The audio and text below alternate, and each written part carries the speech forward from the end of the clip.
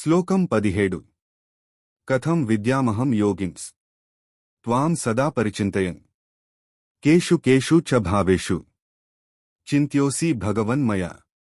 ఓ యోగేశ్వర, నిన్నే నమ్ముకుని నిరంతరం నిన్ను ధ్యానించే నేను నిన్ను ఏ విధంగా తెలుసుకోగలను? ఓ భగవంతుడా, నేను నిన్ను ఏ ఏ వస్తువులలో లేదా ఏ ఏ రూపాలలో ధ్యానించాలి? నీ విభూతులను, మహిమలను నాకు వివరించు. సందర్భం: భగవంతుడు అంతటా ఉన్నాడని మనకు తెలుసు, కాని సామాన్య మానవులకి ప్రతి వస్తువులో దైవాన్ని చూడటం కష్టం. అందుకే అర్జునుడు, నువ్వు విశేషంగా ఏ ఏ రూపాల్లో కనిపిస్తావో చెబితే వాటిని చూసినప్పుడు నిన్ను స్మరించుకుంటాను అని కృష్ణుడిని వేడుకుంటున్నాడు.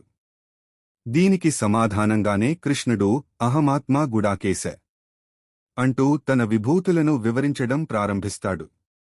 శ్లోకం 18 విస్తరేణాత్మనో యోగం విభూతిం చ జనార్దన భూయః కథయ తృప్తిర్హి శృణ్వతో నాస్తి మేమృతం. ఓ జనార్దన, నీ యోగశక్తిని, నీ విభూతులను, మహిమలను గురించి నాకు మరొక్కసారి వివరంగా వివరించు.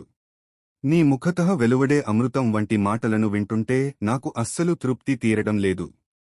ఎంత విన్నా ఇంకా వినాలనే కుతూహలంగా ఉంది. ముఖ్య విశేషాలు: అమృతంతో పోలిక. అర్జునుడు భగవంతుని మాటలను అమృతంతో పోల్చాడు. అమృతాన్ని తాగితే చావు ఉండదు, కాని భగవంతుని లీలలను వింటే జన్మ మృత్యు సంసార చక్రం నుండే విముక్తి లభిస్తుంది. జిజ్ఞాస. ఒక శిష్యుడు గురువు నుండి జ్ఞానాన్ని పొందేటప్పుడు ఉండాల్సిన ఆసక్తిని అర్జునుడు ఇక్కడ ప్రదర్శిస్తున్నాడు. చాలు అనుకోకుండా భగవంతుని వైభవాన్ని ఎంత విన్నా తనివి తీరడం లేదని చెబుతున్నాడు. జనార్దన. ఇక్కడ కృష్ణుడిని జనార్దన అని సంబోధించాడు.